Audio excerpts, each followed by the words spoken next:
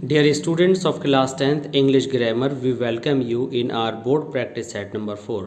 आज के इस Hindi version board practice set 4 में हमारा टॉपिक है sentence completion. Students, sentence completion क्या है? सेंटेंस कंप्लीशन है किसी दिए गए सेंटेंस को जो कि इनकम्प्लीट होता है को हमें क्लोज का यूज़ करते हुए पूरा करना है। हालांकि कई बार बिना क्लोज के यूज़ किए हम सेंटेंस को पूरा करते हैं, लेकिन बेहतर होता है कि हम क्लॉजेस का यूज़ सीखें कि कैसे किसी सेंटेंस को पूरा करने में वह यूज़फुल होता है। इसके लिए हमारे प्रीवियस लेक्चर्स हैं जिसमें आप noun close, adjective close, adverb close, coordinate close जिसे आप कंपाउंड सेंटेंस भी कहते हैं, वह आप हमारी प्लेलिस्ट में जाकर सर्च करके उसकी थोड़ा स्टडी कर सकते हैं। यहाँ पर हमारे सामने यूपी बोर्ड के क्लास 10th इंग्लिश ग्रामर से रिलेटेड जो प्रीवियस ईयर्स के अंदर आए हुए क्वेश्चंस हैं उनको हमने यहाँ पर कलेक्ट किया है। ये अगर हम क्लास 10th के एतबार से देखें तो भी ये बहुत इम्पोर्टेंट सेंटेंसेस हैं, और अगर हम इंग्लिश लैंग्वेज की लर्निंग के हिसाब से इसको देखें तो भी ये हमारे लिए बहुत इम्पोर्टेंट हैं। क्यों? क्योंकि जब भी हम राइटिंग सेक्शन के अंदर अगर हम सीबीएसई बोर्ड से रिलेटेड भी हैं, सेंट्रल बोर्ड से रिलेटेड हैं, तो जब भी हम कोई सेंटेंस बनाते हैं तो उसके कुछ रीजंस होते हैं कि उनके अंदर कुछ certain conjunctions, connectors, verbs use किए जाएं। वे क्या रीजंस हैं वे सब आपको इसमें काफ़ी हद तक पता चल जाएंगे। हालांकि ये बहुत ही कॉम्पैक्ट सेट है, इसके अंदर बहुत ज़्यादा डिटेल्स नहीं बताई जाएंगी, लेकिन अगर आप किसी एक पर्टिकुलर सेंटेंस को भी समझकर आगे चलते हैं तो आपके राइटिंग सेक्शन में ये बहुत हद तक आपको कामयाबी देने वाला साबित होगा। It will give you a great success in your writing section and spoken as well. तो आइए शुरू करते हैं आज के हमारे पहले सेंटेंस से। इसको सेंटेंस कहना तो बेहतर नहीं होगा क्योंकि ये हाफ सेंटेंस है। यूपी बोर्ड में ये आपको क्लास 10th के अंदर आता है ग्रामेटिकल पार्ट में, और इसमें आपको हाफ सेंटेंस दिया जाता है और आपको उससे रिलेटेड सेंस लगा करके कंसर्न क्लोज या जो भी आप सिंपल या क्लोज में जिस तरह से भी बनाते हैं सेंटेंस आपको मीनिंगफुली पूरा करना होता है। तो यहाँ पर हमें दो चीज़ें ध्यान रखनी है। पहला तो ये कि कौन सा कंजंक्शन, कौन सी क्लोज किस तरह से बन रही है। दूसरा ये है कि किस तरह का सेंटेंस बोर्ड एग्जामिनेशन में आया था जिसकी आपने प्रैक्टिस करनी है। तो अब शुरू करते हैं सेंटेंस नंबर फर्स्ट से, सेंटेंस नंबर 1 से। ही रेन सो फास्ट। जब भी आपको इस तरह की कोई एक्सप्रेशन आ जाए, सो फास्ट, सो फूल, सो फुलिश, सो टॉल, तो अगर आपको लगता है सेंस नेगेटिव है तो नेगेटिव ले, और अगर आपको लगता है पॉजिटिव है तो आप पॉजिटिव ले सकते हैं। ही रेन सो फास्ट, वह इतना तेज़ दौड़ा कि वह रेस जीत गया। ही वन द रेस। स्टूडेंट्स आमतौर से क्या करते हैं कि ही रेन सो फास्ट तो सेंटेंस पूरा करने के नाम पर वह यस्टरडे लगाकर सेंटेंस फिनिश कर देते हैं, ऑन मंडे लगाकर सेंटेंस फिनिश कर देते हैं। ये बहुत ही इम्प्रेसिव एक्ट नहीं है। आपको मीनिंगफुली नया सब्जेक्ट, नया प्रेडिकेट लेकर के एक नई क्लॉज का निर्माण करना है और इसके आगे ऐड करना है।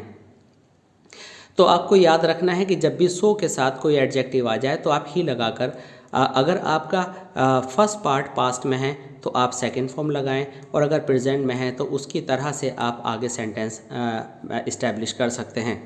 तो ही रेन सो फास्ट, वह इतना तेज़ दौड़ा कि पॉजिटिव सेंस आ रहा है कि वह जीत गया। तो आपने याद रखना है कि सो प्लस एडजेक्टिव से रिलेटेड आगे पास्ट में आएगा। लेकिन कभी कभी कोई नेगेटिव क्वालिटी आई है तो, और बिगिनिंग में प्रेजेंट है, तो प्रेजेंट होने की वजह से आप कैन लगाते हैं और नॉट एडिशनल लगाते हैं एंड पास। वह इतना कमज़ोर है तो सीधी सी बात है कि कोई भी नेगेटिव एक्टिविटी होने वाली है कि वह पास नहीं हो सकता। और अगर ये पास्ट होता, इसकी जगह वॉज होता, तो आप कर देते ही कुड नॉट पास। ये आपको याद रख कर चलना है। और अगर आपको रूल याद नहीं होता तो कोई एक पर्टिकुलर टाइप का सेंटेंस आप याद कर लीजिए, ही is so weak that he can not pass. तो इसी के बेस पर आपको बहुत सारे सेंटेंसेस मिल जाएंगे। He is so talkative that nobody wants to listen to him. He was so intelligent that he could do और he could get any success in any examination. तो आप इस तरह से सेंटेंस पूरा करेंगे। अगर यहाँ प्रेजेंट है तो यहाँ प्रेजेंट लाएंगे, यहाँ पास्ट है तो पास्ट लाएंगे। इसका आपने ध्यान रखना है। इसके बाद एक बहुत ही इम्पोर्टेंट सेंटेंस है ये, जो कि कंडीशनल क्लोज बेस्ड है, कंडीशनल सेंटेंस बेस्ड है। आपको इसका ध्यान रखना है। You will not succeed. अब हमें क्या दिया, आपको ध्यान रखना है, यू विल नॉट सक्सीड। यहाँ टुमारो लिखने से काम नहीं चलेगा। You will not succeed. अब आपको इसमें एक नई क्लॉज जोड़नी है। क्लॉज का मतलब है सेंटेंस का एक ऐसा हिस्सा जोड़ना है जिसके अंदर आपका सब्जेक्ट भी हो और प्रेडिकेट भी हो। सब्जेक्ट और प्रेडिकेट का मतलब है कि एक सेंटेंस टाइप हो। जब इस तरह का सेंटेंस टाइप का हिस्सा किसी एक सेंटेंस के बाद आता है तो उसे क्लोज कहते हैं। वैसे क्लोज की फॉर्मल डेफिनेशन दूसरी है, और यहाँ पर हमारा उद्देश्य क्लोज समझाना नहीं है, सेंटेंस कंप्लीट करना है। इसलिए शॉर्ट में ये समझ लीजिए कि जब भी आपको फ्यूचर इंडेफिनिट का कोई सेंटेंस देकर छोड़ रखा हो तो आप अगले पार्ट में इफ़ या व्हेन लगाकर प्रेजेंट इंडेफिनिट बना दिया करें। क्या सुना आपने? आपको अगर फ्यूचर इंडेफिनिट का फर्स्ट पार्ट दे रखा है और आगे कुछ लिखना है तो आप इफ़ या व्हेन का सेंस लेकर प्रेजेंट इंडेफिनिट में जो बचा हुआ शेष भाग है बना दिया करें। आपकी इंग्लिश है, आप सफल नहीं होंगे अगर आप मेहनत नहीं करेंगे। तो इफ़ और व्हेन के साथ फ्यूचर आने पर प्रेजेंट इंडेफिनिट में लिखा जाता है। इसलिए हमने you will not work hard की जगह हमने लिखा if you do not work hard. तो ये रूल है, आप शॉर्ट में समझ लीजिए कि अगर आपका फर्स्ट पार्ट फ्यूचर में है तो इफ़ के साथ वाला पार्ट ये इधर भी आ सकता है और ये इफ़ वाला पार्ट बिगिनिंग में भी लिखा जा सकता है। बस आपको ध्यान ये देना है कि अगर आपको इफ़ और व्हेन के साथ प्रेजेंट इंडेफिनिट का पार्ट अगर आपको प्रिंट दे दिया तो आपको फ्यूचर में बनाना है, और फ्यूचर का दे दिया तो इफ़ और व्हेन लगाकर आपको प्रेजेंट इंडेफिनिट में सेंस के अकॉर्डिंग सेंटेंस पूरा करना है। क्वेश्चन नंबर 4 में he was not only turn out of the class but also find. Hindi कुछ इस तरह से निकल कर आती है, उसको केवल क्लास से बाहर ही नहीं निकाला गया बल्कि उस पर जुर्माना भी किया गया। तो आप ये याद रखिए, हमें इतना ब्लू पार्ट प्रिंट मिला था एग्जामिनेशन में, रेड पार्ट हमने सॉल्यूशन के तौर पर यहाँ पर लिखा है। अब मेन बात इस लेक्चर इस वीडियो की यह है कि आपको कैसे पता चले कि आपको क्या लिखना है और कितना लिखना है। तो आप ध्यान से सुनिए कि अगर आपको नॉट ओनली वाला कोई सेंटेंस दिया है, नीदर वाला दिया है, ईदर वाला दिया है, तो हमेशा याद रखिए नॉट ओनली के बाद अगर वर्ब है तो फिर आप बट ऑल्सो के बाद भी वर्ब लाएंगे।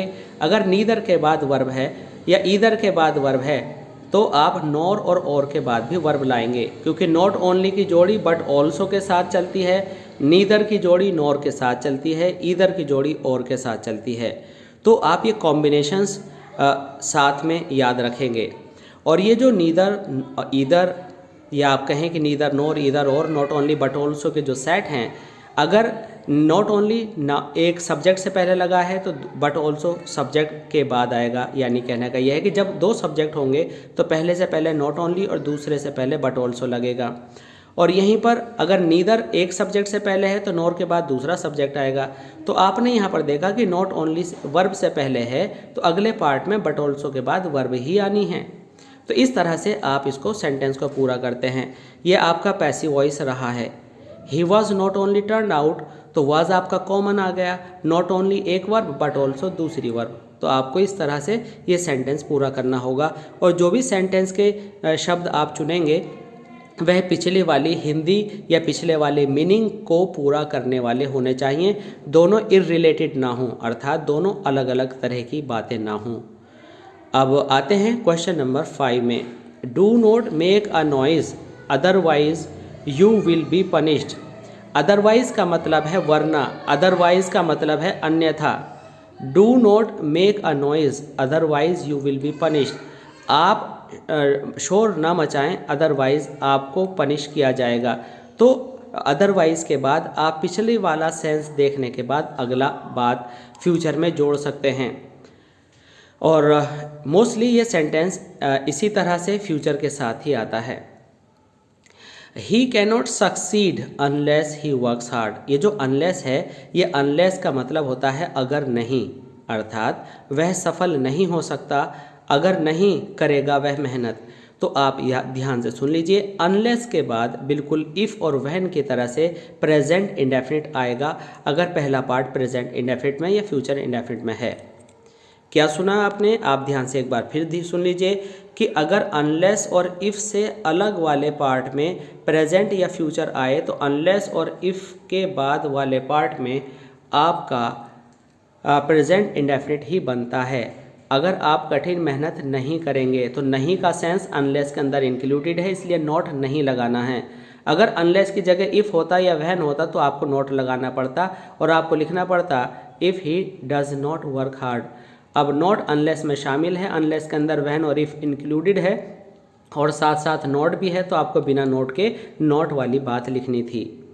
द पेशेंट हैड डाइड, जब भी आपको यहाँ पर बिफोर या आफ्टर या वैन लिखा हुआ मिल जाए और अगर एक तरफ पास परफेक्ट है तो दूसरी तरफ आप पास इंडेफिनिट ही बनाएंगे, और अगर एक तरफ पास इंडेफिनिट है तो दूसरी तरफ पास परफेक्ट बनाएंगे। ये बात आपको ध्यान रखनी है। अगर बिफोर की जगह आफ्टर लिखा हुआ होता तो ये उल्टा होता, बिगिनिंग में पास इंडेफिनिट होता और बाद में परफेक्ट आता। अगर आपको वहन दिया गया है और वहन के साथ किसी एक तरफ पास परफेक्ट है तो दूसरी तरफ इंडेफिनिट ही आएगा, चाहे वह किधर भी हो।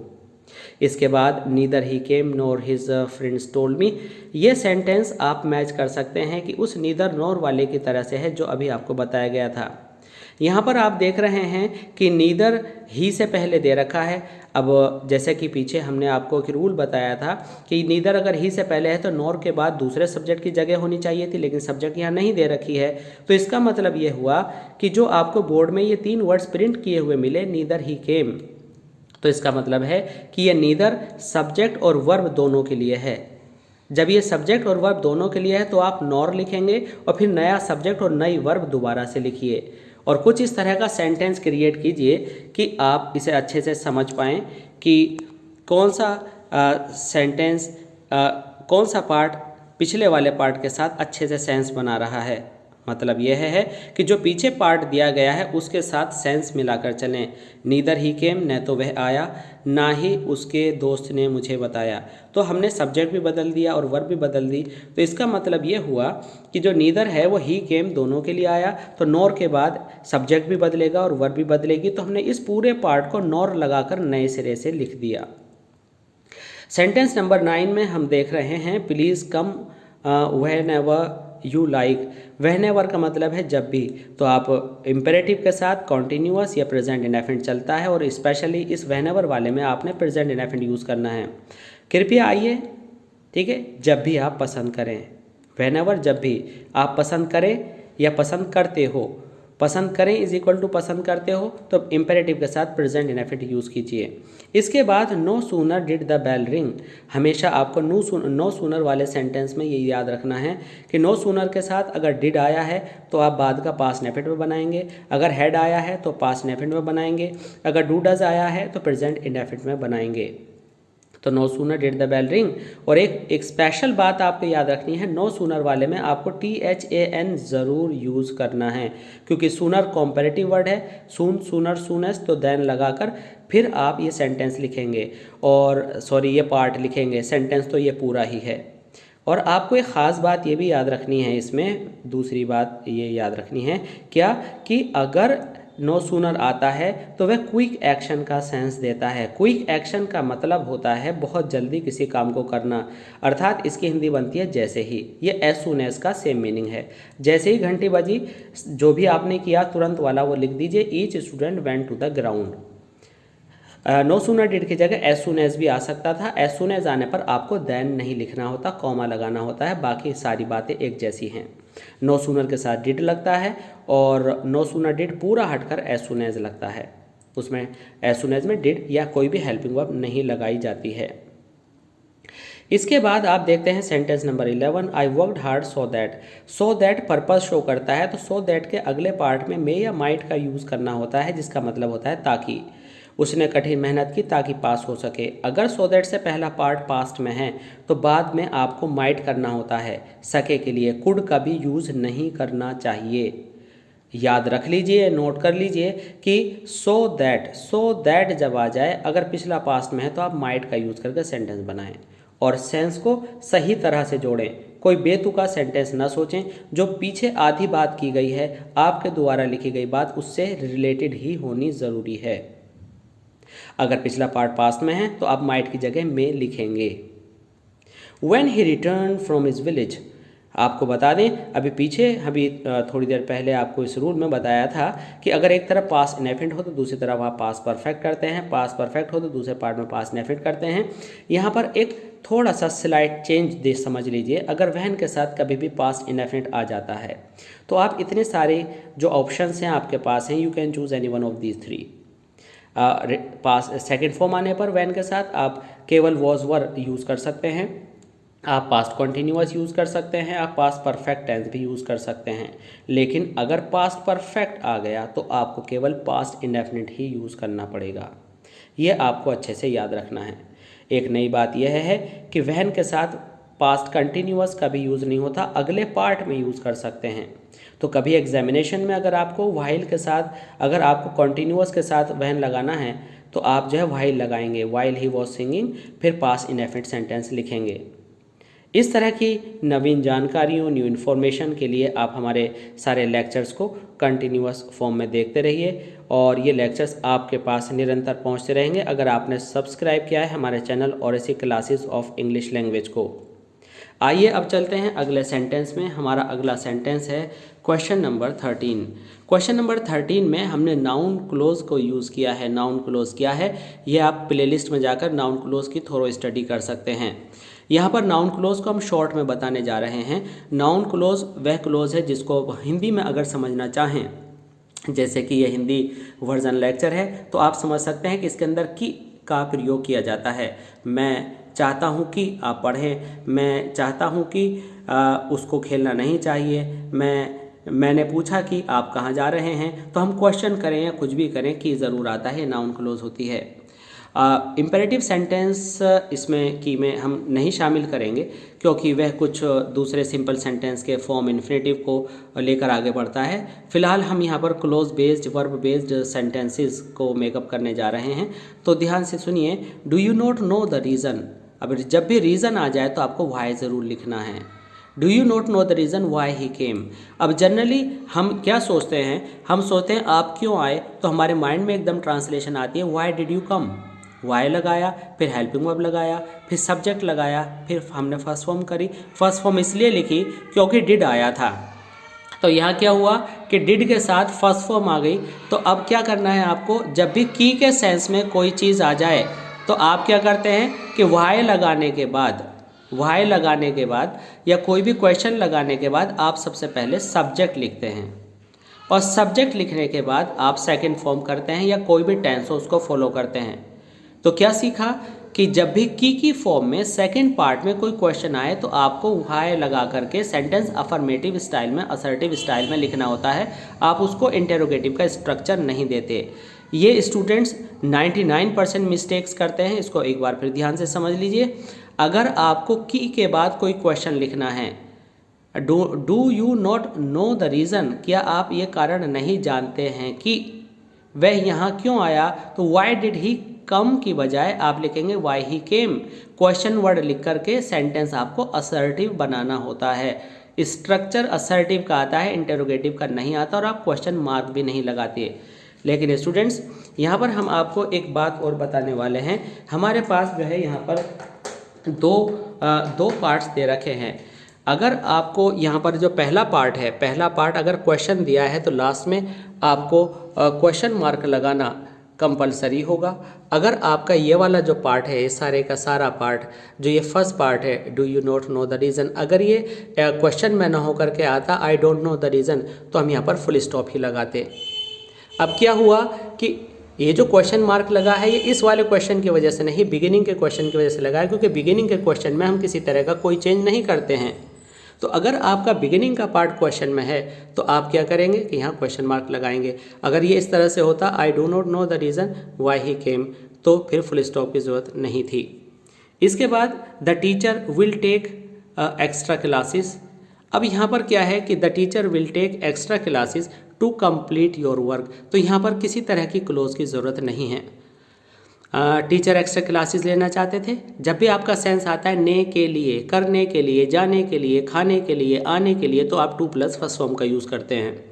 और आगे आपने जो सप्लीमेंट्री पार्ट था, एडिशनल पार्ट था, वो लगा दिया। अगर टू की जगह सो दैट आ जाता तो आप कौन सा वाला रूल लगाते? फिर आप सो दैट के साथ यही वाला रूल लगाते कि टीचर एक्स्ट्रा क्लासेज लेना चाहते हैं so that you might study, ताकि आप अच्छे से पढ़ सकें। तो यहाँ पर आप दोबारा से देखेंगे, यहाँ सो दैट नहीं टू लिखा है, इसलिए इस टू की वजह से आपने यहाँ पर क्या किया, फर्स्ट फॉर्म के साथ आगे सेंटेंस बढ़ा दिया। कभी कभी सेंटेंस आता है जिसमें जो है हम क्लोज का यूज़ नहीं करते। क्लोज सेंटेंस का ऐसा पार्ट होता है जिसका अपना एक अलग सब्जेक्ट, अपनी एक अलग वर्ब होती है। तो यहाँ आई एम नाउ, तो इसमें क्लोज की कोई ज़रूरत नहीं है। आप लिखेंगे going to teach you. I am now going to teach you means अब मैं आपको पढ़ाने जा रहा हूँ। अब मैं आपको पढ़ाने जा रहा हूँ का मतलब क्या है कि अब मैं आपको पढ़ाऊँगा। तो ये सेंस निकला तो हमने इसको सेंटेंस को पूरा कर दिया। आपको जो भी सेंटेंस कंप्लीट करना है उसमें आपको एक कॉमन सेंस का यूज़ करना है और आप इस तरह से सेंटेंस कंप्लीट कर लेंगे। Hurry up otherwise you will be late. Hurry up otherwise you will be late. अब यहाँ पर एक बार बोर्ड एग्जामिनेशन में ये क्वेश्चन दिया गया था और इसमें केवल ब्लैंक बीच में दिया गया था। इधर भी इन्होंने कुछ लिखा था, यहाँ भी लिखा हुआ है। ये हमने अपने पास से नहीं किया, ये बोर्ड का क्वेश्चन है। तो आपको सिर्फ जो रिक्वायर्ड मटेरियल था वो फिल करना था। तो यहाँ हरी अप आ गया, यू विल बी लेट आ गया, तो सीधी सी बात है कि कंजंक्शन अदरवाइज बीच में फिल कर देना था और हमने कर दिया। तो इस तरह की कंडीशंस भी आपके सामने एग्जामिनेशन में आ सकती हैं। क्वेश्चन नंबर 17 में हम देखेंगे कि जब भी दो आ जाए तो चाहे ऑल तो आ जाए, ये हमेशा एडवर्स सर्कमस्टांसिस में आता है, उल्टी बात में आता है, अपोजिट रिजल्ट्स में आता है। जैसे कि मान लीजिए आपने बहुत मेहनत की और आप फेल हो गए, आपने बिल्कुल मेहनत नहीं किया, आप पास हो गए। जब रिजल्ट्स बिल्कुल अपोजिट आते हैं तो हम दो रोल दो का यूज़ करते हैं। तो हमने लिखा हालांकि उसने मेहनत नहीं की, हालांकि उसने मेहनत की फिर भी वह फेल हो गया। तो यहाँ पर हमारे पास ऑप्शन होता है कि दो या ऑल दो आने पर आप या तो कॉमा लगाएं या यट लगाएं। तो हमने यहाँ कॉमा लगा दिया और एक अलग तरह का ऑपोजिट रिजल्ट यहाँ पर मेंशन कर दिया, क्योंकि दो के साथ अगर मेहनत की है तो फेल होना है और नहीं पढ़ा तो पास होना है। तो यहाँ उल्टा सेंस हमने लिख देना होता है ट्रांसलेट करके, और जो टेंस हमारा यहाँ इस पार्ट में है वही टेंस आपको सेकेंड पार्ट में भी यूज़ करना होता है। इसके बाद क्वेश्चन नंबर 18 में हम आते हैं और देखते हैं इट इज़ इम्पॉसिबल टू। तो टू के बाद अभी हमने थोड़ी देर पहले आपको बताया था कि आप फर्स्ट फॉर्म का यूज़ करते हैं। तो to pass without hard work. तो थोड़ा माइंड के अंदर इतने सारे वर्ड्स, इतनी सारी बातें आपको लेकर रखनी है कि पिछली बात को आप नई अपने पार्ट से कुछ ऐसा एडजस्ट करें कि बिल्कुल नेचुरल पार्ट लगना चाहिए, नेचुरल सेंटेंस दिखना चाहिए। अभी हमने पीछे नो सूनर वाले सेंटेंस में आपको बताया था कि जब आप नो सूनर का यूज़ करते हैं तो देन बीच में लगाते हैं, और नो सूनर का मतलब बताया था कि नो सूनर त्वरित कारण में या इमीडिएट एक्शन में होता है। तो no sooner did I reach school, तो यहाँ लिखा है as soon as I reach school, क्योंकि हमने बताया था कि नो सूनर के साथ हम हेल्पिंग वर्ब का यूज़ करते, लेकिन एज सुन एज के साथ हम अफर्मेटिव सेंटेंस असर्टिव का यूज़ करते हैं स्ट्रक्चर का, और बीच में कॉमा लगाते हैं, THAN देन नहीं लगाते। और एज सुन एज के साथ दोनों तरफ पास्ट का कॉम्बिनेशन होता है। एज सुन एज के साथ इधर परफेक्ट भी आ सकता था, इधर इंडेफिनिट भी है, बट दोनों के साथ बाद में इंडेफिनिट ही आता है। कभी कभी ऐसा भी हो सकता है एग्जामिनेशन में कि ही मेट हिज फ्रेंड्स, तो आपके पास बहुत सारे सिचुएशंस होंगी कि बिगिनिंग में अगर आपको कुछ फिल करना है तो आप व्हेन का रूल लगा सकते हैं, आफ्टर बिफोर का लगा सकते हैं, और एज सुन एज का लगा सकते हैं। बट ये रूल्स आपको ये भी देखना होगा कि इस अगर मानो आपको ये वाला पार्ट प्रिंट करके दिया है और ब्लू वाला फिल करना है, तो आपको देखना होगा कि कॉमा तो नहीं लगा रखा। अगर कॉमा लगा रखा है तो कंडीशंस कुछ और होंगी, और अगर आपको जो है व्हेन लगा रखा है तो फिर कंडीशंस कुछ और होंगी। तो उसके हिसाब से आपने कंजंक्शन चूज़ करने पड़ेंगे। Sentence number 20, she is working hard. Lest का मतलब होता है कहीं ऐसा ना हो कि वह ऐसा हो जाए वैसा हो जाए, तो इस जाए की इंग्लिश शुड होती है, और इसमें नॉट नहीं लगाना होता।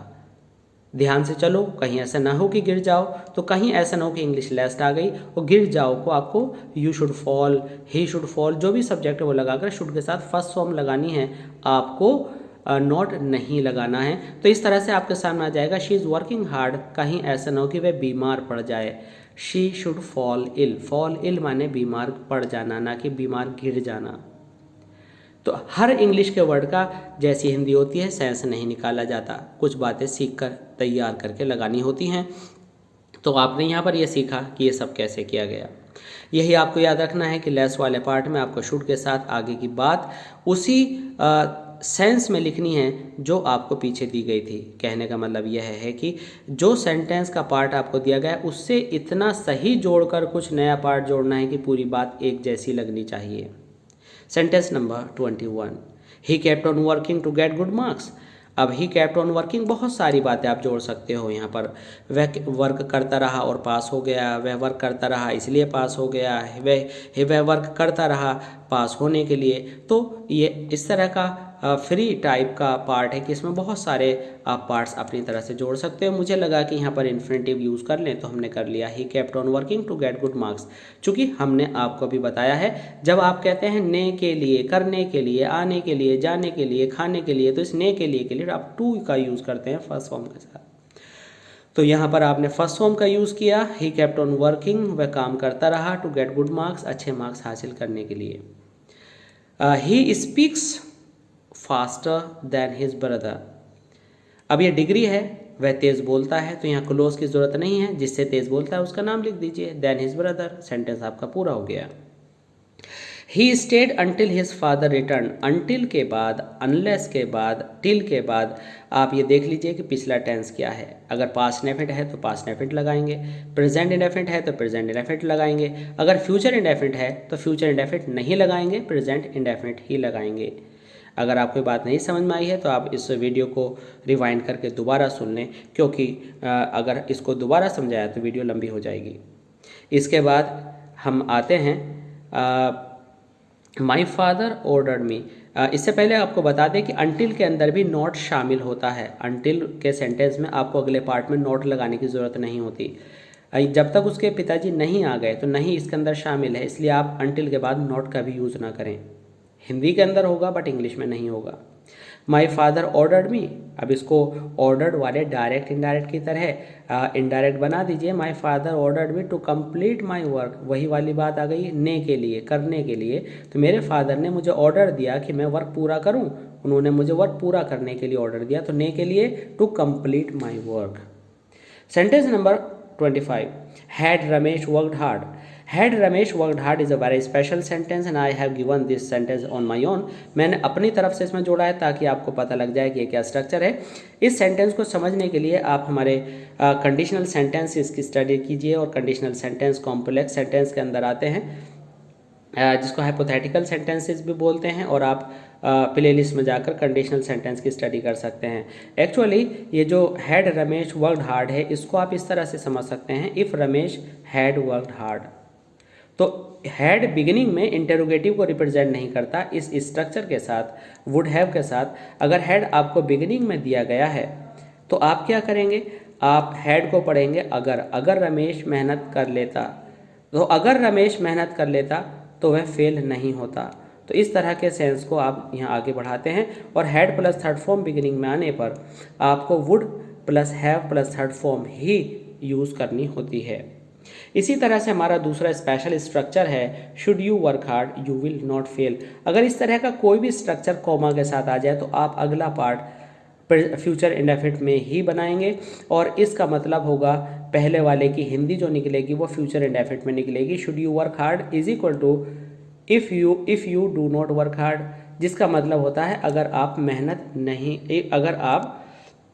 मेहनत करेंगे। और हमने आपको बताया था कि इफ़ के साथ फ्यूचर इंडेफिनिट आने पर प्रेजेंट इंडेफिनिट बनता है, और उस प्रेजेंट इंडेफिनिट को आप एक नए रूप में शुड से बिगिनिंग करके ट्रांसलेशन कर सकते हैं। इस तरह के सेंटेंसेस को हम अपने लेक्चर में कुछ स्पेशल फॉर्म में आपको अलग से समझाएंगे, तो उन लेक्चर्स को आप देखना बिल्कुल मत भूलिएगा।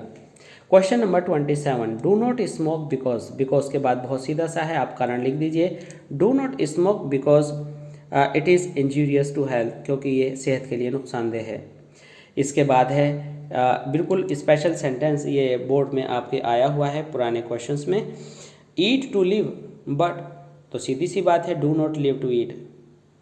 खाइए जीने के लिए बल्कि जिए मत खाने के लिए। ये बात थोड़ी बुद्धि पर आधारित है, एकदम हो सकता है आपको समझ में ना आए, लेकिन आपको रीजनिंग लगानी समझना है। कि हम खाते हैं ताकि हम जीवित रह सकें, ना कि हम जीते हैं कि केवल खाते रहें, जो कि पशुओं का काम है। तो ईट टू लिव, ये आपको सेंटेंस याद रखना है, ये एक प्रोवर्ब भी है, but not live to eat. तो इस तरह के सेंटेंसेस आप यहाँ वहाँ अलग अलग जगहों से पढ़ते रहिए ताकि आप किसी भी सेंटेंस का सामना करने के लिए तैयार रहें।